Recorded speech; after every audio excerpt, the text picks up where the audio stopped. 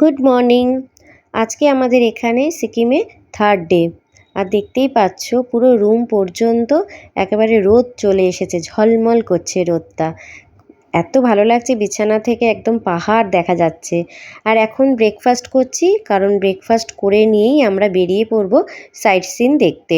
তো আজকে site scene বলতে ধরো মানে ওই ওয়াটারফলসগুলো আছে, আর এখানে অনেক কিছু বুদ্ধিস্ট মোনাস্ট্রিগুলো রয়েছে। গণেশ মন্দির গেছিলাম, শিব মন্দির, হনুমান মন্দির, এইগুলোই গেছিলাম বেশিরভাগ বলতে পারো বুদ্ধিস্ট মোনাস্ট্রিগুলোতে। আর খুব ভালো লাগছিল, সব থেকে ভালো লাগছিল যে ঠাকুরের সামনে কি সুন্দর করে ওরা ভোগটা চড়িয়েছিল না, খুব ভালো লাগছিল দেখতে। তবে ভোগটা কোনোভাবেই পাওয়া যাচ্ছিল না আর কি, আমি আসলে চেষ্টাও করিনি, তবে মনে হয় না ওখান থেকে কেউ ভোগ নিতে পারছিল আর কি। আর এখানে আমরা এসেছিলাম Tashi view point. Tashi view পয়েন্টটা না আমার খুব একটা ভালো লাগেনি, এর থেকে ভালো আমরা এর আগের দিন কাঞ্চনজঙ্ঘা খুব ভালো করে দেখেছি। আর এখানে জায়গায় জায়গায় ওয়াটারফলসের জায়গায় মানে গেছিলাম, কিন্তু ওয়াটারফলসে না মানে জলটাই এত কম ছিল, খুব কম পরিমাণে ছিল। এইখানটাতেই এসছিলাম যে ফুল টুলগুলো দেখবো, এই ওয়াটারফলসেই যা একটুখানি জল দেখতে পেরেছি, এবং জায়গাটাও সত্যি ভালো। তবে যেহেতু আমরা অফ সিজনে গেছিলাম না, আমরা ফুল খুব কম দেখতে পেরেছি। মানে অন্যান্য সময় এখানটা নাকি চারিদিক ফুলে ফুলে ভরে থাকে, এত সুন্দর থাকে জায়গাটা, কিন্তু আমরা সেরকম খুব একটা ফুল দেখতে পাইনি। মানে দেখেছি, তবে অতটা নয় যে যতটা আর কি দেখা যায় আর কি।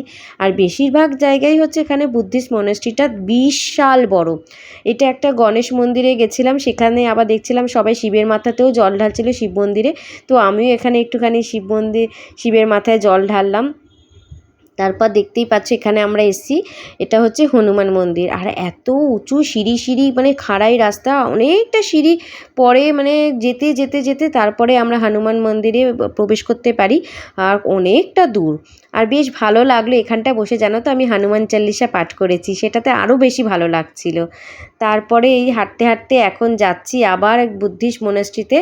ওখানে অনেকগুলি, যেটা বললাম তোমাদের, অনেক বড় বিশাল বিশাল বুদ্ধিস্ট মোনাস্ট্রি, যেটা ওখানেই আর কি সব থেকে নাম করা আর কি হয় সেগুলো। আর বাপ্পাও তো হাঁপিয়ে গেছিলো, আমরাও হাঁপিয়ে গেছিলাম।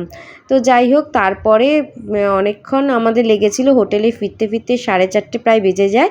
ওখানেই আমরা লাঞ্চ সারি, কিমচি নিয়েছিলাম, স্যালাড, তারপর ভাত, সবজি, ডাল আর চিকেন। আর মেয়ে নিয়েছিল থুপ্পাও, ওটাই বেশি ভালোবেসেছে, খেয়েছে থুপ্পাটা। আর ডিনারে নেওয়া হয়েছিল একেবারে মোমো। আর দেখো না বাপ্পা কেমন করে এখানের ওয়েটারের মতো দাঁড়িয়ে আছে, ওই নিয়ে আমরা হাসাহাসি করছি। চলো টাটা, আজকে সিনেমা এখানেই শেষ।